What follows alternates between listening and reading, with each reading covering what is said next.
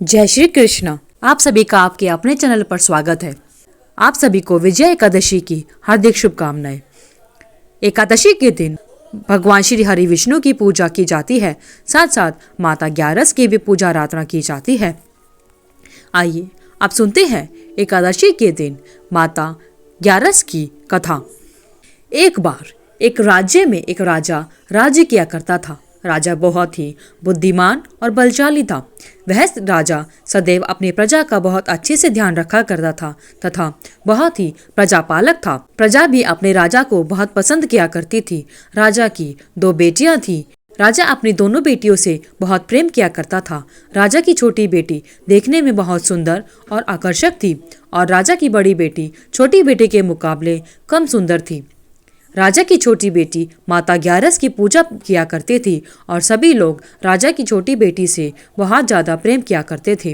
राजा की छोटी बेटी की प्रशंसा किया करते थे। राजा भी अपनी छोटी बेटी को बड़ी बेटी से अधिक प्रेम करता था, क्योंकि राजा की बड़ी बेटी बहुत हठीली एवं नास्तिक थी। वह कभी पूजा आराधना नहीं किया करती थी और हमेशा राज्य के लोगों को परेशान किया करती थी।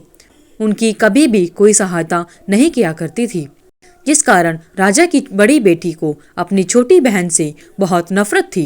राजा की दोनों बेटियां जब बड़ी हो गई तब एक पड़ोस के राज्य में रहने वाला राजकुमार राजा की बड़ी बेटी के लिए रिश्ता लेकर आया। लेकिन जैसे ही उस राजकुमार ने राजा की छोटी बेटी को देखा तो वह उस पर मोहित हो गया और उसने राजा से कहा कि मैं आपकी छोटी बेटी से विवाह करना चाहता हूँ।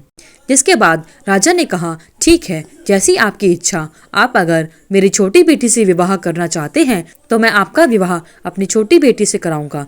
जिसके बाद राजा की बड़ी बेटी बहुत क्रुद्ध हो जाती है और वह अपनी छोटी बहन से और भी ज़्यादा नफरत करने लगती है और उसे अपना सबसे बड़ा दुश्मन मान बैठी।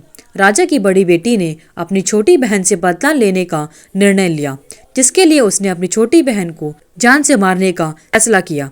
राजा की बड़ी बेटी ने अपनी छोटी बहन को मारने के लिए सबसे पहले एक लड्डू में जहर मिलाकर उसे खाने के लिए कहा, लेकिन लड्डू खाने के बाद भी राजा की छोटी बेटी को कुछ नहीं हुआ। बड़ी बहन यह देखकर बहुत आश्चर्यचकित हो गई, लेकिन बड़ी बहन ने हार नहीं मानी और उसने एक और प्रयास किया। छोटी बहन रात में अपने कमरे में सो रही थी, तब बड़ी बहन ने एक मटके में सांप रखकर उसके कमरे में छोड़ दिया। लेकिन सांप ने उसकी छोटी बहन को काटा, लेकिन फिर भी उसकी छोटी बहन को कुछ नहीं हुआ।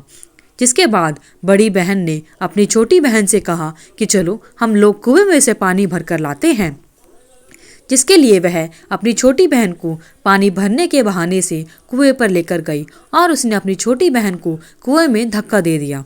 लेकिन छोटी बहन को तब भी कुछ नहीं हुआ, क्योंकि छोटी बहन माता ग्यारस की बहुत बड़ी भक्त थी और माता ग्यारस उससे प्रसन्न थी। इसलिए माता ग्यारस उसकी हर बार रक्षा कर लेती थी।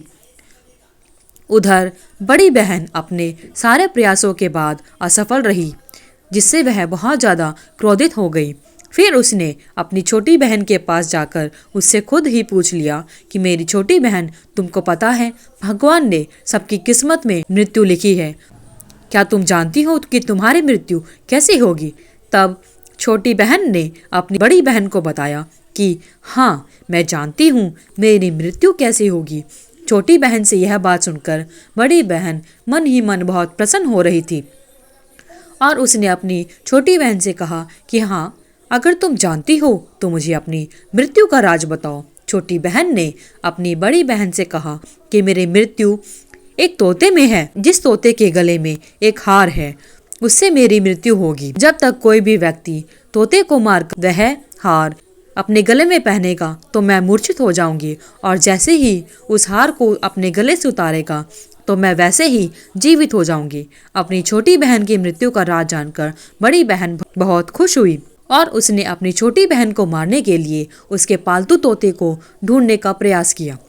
छोटी बहन को इस बात का आभास हो गया था कि कोई उसकी जान लेना चाहता है, जिसके लिए वह अपने पिताजी के पास गई और उसने अपने पिताजी से कहा कि पिताजी, मेरी मृत्यु के बाद आप मुझे जलाइएगा नहीं, बल्कि आप मुझे अपनी पुरानी हवेली में एक पलंग पर लिटा देना।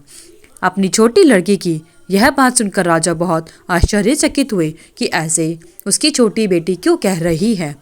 राजा ने अपनी छोटी बेटी से पूछा कि तुम यह सब क्यों कह रही हो। तब राजा की छोटी बेटी ने बताया, पिताजी, समय किसी के लिए नहीं रुका, कब क्या हो जाए किसी को कुछ नहीं पता।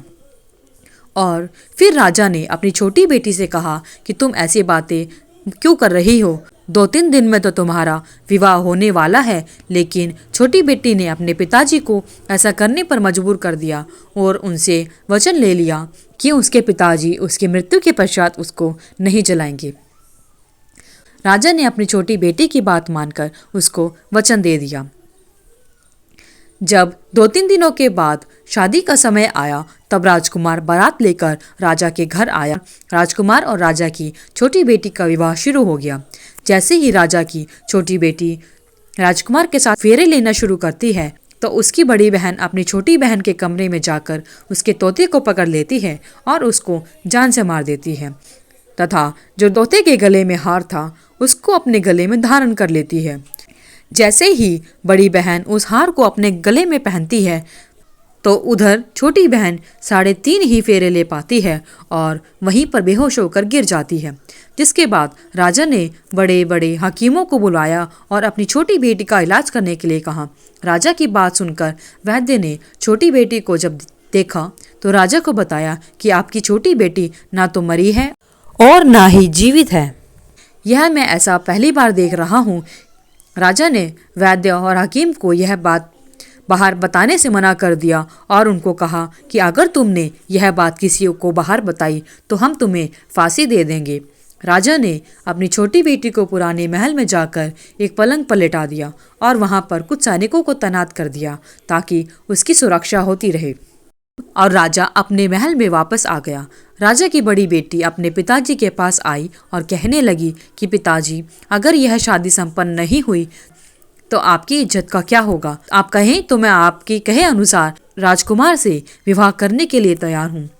जिसके बाद राजा ने अपनी बड़ी बेटी की बात मान ली और राजा ने बड़ी बेटी को छोटी बेटी के कपड़े पहनाकर राजकुमार के पास मंडप पर भेज दिया। लेकिन राजकुमार यह जान गया कि यह राजा की छोटी बेटी नहीं बल्कि यह राजा की बड़ी बेटी है। तब राजकुमार ने शादी करने से मना किया तो सभी लोगों ने राजकुमार को विवश किया और राजा की बड़ी बेटी से बचे फेरों को संपन्न करा दिया और विवाह करवा दिया। जिसके बाद राजकुमार राजा की बड़ी बेटी को अपने महल ले गया। राजकुमार राजा की बड़ी बेटी से ना तो बात करता था और ना ही उसको पसंद किया करता था और ना ही उसके आसपास भटकता था। राजकुमार ने यह फैसला लिया था अपनी प्रेमिका यानी राजा की छोटी बेटी को ढूंढ कर रहेगा और यह जानकर रहेगा कि उसके साथ क्या हुआ है। एक दिन राजकुमार अपने घोड़े पर सवार होकर राजा के पुराने महल के पास पहुंच गया। महल के पास पहुंचकर राजकुमार ने जब महल को ध्यान से देखा तो वह समझ गया कि यह तो राजा का महल है। तब राजकुमार ने सैनिकों से पूछा कि तुम लोग यहाँ पर क्या कर रहे हो और इस महल के अंदर उस पलंग पर कौन लेटा है। जिसके बाद सैनिकों ने बताया कि यहाँ पर राजा की छोटी बेटी है और वह बहुत बीमार है। यह सुनकर राजकुमार बहुत प्रसन्न हो गया और वह तुरंत राजा की छोटी बेटी के पास पहुंच गया और उसकी सेवा करने लगा। जैसे ही रात हुई तो राजा की छोटी बेटी उठकर खड़ी हो गई। राजकुमार यह देखकर बहुत खुश हो गया और उसने उससे पूछा कि तुम यहाँ पर क्या कर रही हो, तुम मेरे साथ मेरे घर चलो। राजा की छोटी बेटी ने राजकुमार को अपनी सभी बातें सुना दी और कहा कि मेरी जान एक तोते में थी। यह बात सिर्फ मेरी बड़ी बहन जानती थी। मेरी जान उस तोते में है और मुझे पता है कि उसने ही मुझे मारने का प्रयास किया है। उसके पास एक हार है जिसको वह सुबह पहन लेती है और रात को उतार कर रख देती है। जब तक वह हार को पहने रहती है तब तक मैं मूर्छित रहती हूँ और जैसे ही वह हार को उतार देती है मैं वैसे ही उठकर खड़ी हो जाती हूँ। जब तक मेरी बड़ी बहन के पास वह हार रहेगा तब तक मैं ऐसे ही जीवित और मूर्छित होती रहूंगी। अगर बड़ी बहन के पास जो हार है वह हार मुझे मिल जाए तो मैं हमेशा के लिए जीवित हो जाऊंगी। राजकुमार यह बात सुनकर राजा की छोटी बेटी के पास रहने का निर्णय लिया और उसने अपने बचे हुए सारे फेरे उस पलंग पर लेटी हुई राजकुमारी के साथ ले लिए और अपना विवाह पूर्ण किया। और वहीं पर अपनी पत्नी के साथ रहने लगा। देखते ही देखते कुछ समय में राजा की छोटी बेटी और राजकुमार की पत्नी गर्भवती हो गई। एक दिन राजकुमार को किसी काम से बाहर जाना पड़ा। तब छोटी बहन के पेट में बहुत तेज से दर्द होने लगा, जिसके बाद उसने ग्यारस माता का आह्वान किया। तब वहां पर माता ग्यारस प्रकट हुई और उन्होंने अपनी भक्त के दर्द को दूर किया और छोटी बेटी को एक पुत्र की प्राप्ति हुई। वहीं पर अचानक से राजकुमार भी आ गया। राजकुमार ने ग्यारस माता को देखा तो वह आश्चर्यचकित हो गया और उसने माता को प्रणाम किया। ग्यारस माता ने राजकुमार से कहा कि जब तुम्हारा पुत्र 5 वर्ष का हो जाए तो तुम पत्नी का हार लाकर इसके गले में डाल देना। और देखते ही देखते राजकुमार और राजा की छोटी बेटी का पुत्र 5 वर्ष का हो जाता है। तो राजकुमार अपने बेटे से कहता है कि बेटा, मैं कुछ काम से बाहर जा रहा हूँ, तुम अपनी माता का ध्यान रखना, और वहां से चला जाता है। राजकुमार को बाहर निकलते हुए राजा की बड़ी बेटी के सैनिक देख लेते हैं और बड़ी बहन को जाकर सारी बातें बता देते हैं, जिसके बाद बड़ी बहन अपनी छोटी बहन के पुत्र को वहां से उठवा लेती है और उसको मरवा देती है। छोटी बेटी के पुत्र के 2 टुकड़े करवा देती है। पहला टुकड़ा चक्की के पास छुपा देती है और दूसरा टुकड़ा अपने पलंग के नीचे रख लेती है। जैसे ही माता ग्यारस को पता लगता है कि उसने छोटी बेटी के पुत्र के 2 टुकड़े करवा दिए, तब ग्यारस माता भिखारी का रूप लेकर वहां पर पहुंचती है, जिसके बाद वहां भिक्षा मांगती है। बड़ी बहन अपने नौकरों से कहती है कि जाकर भिक्षा दे दो, लेकिन जैसे ही नौकर ग्यारस माता को भिक्षा देने के लिए जाते हैं तो माता उन्हें मना कर देती है और कहती है कि मैं तुम्हारी महारानी से ही भिक्षा लूंगी। जिसके बाद वह स्वयं ही भिक्षा देने के लिए माता के पास आती है। तब माता एक बिल्ली का रूप लेकर उसके कमरे में चली जाती है और वहां पर छोटी बेटी के पुत्र के 2 टुकड़ों को आपस में जोड़ देती है और उसे जीवित कर देती है। उसे वहां से ले जाती है।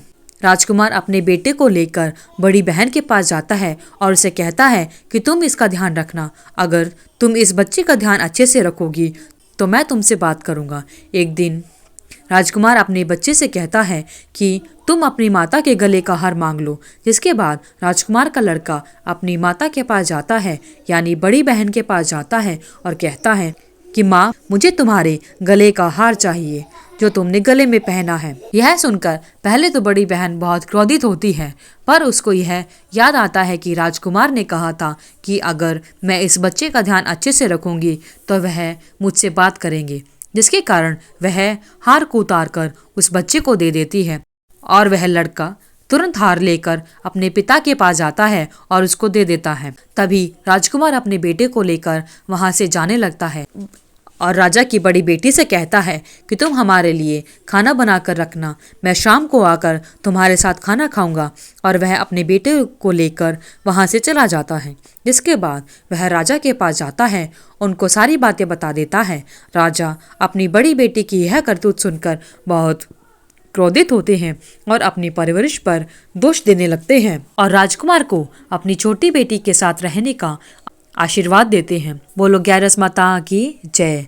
हे ग्यारस माता, जिस प्रकार आपने राजा की छोटी बेटी और उसके पति राजकुमार पर कृपा बनाई, उसी प्रकार एकादशी के व्रत को करने वाले और व्रत की कथा को सुनने वाले सभी पर अपनी कृपा बनाए रखना।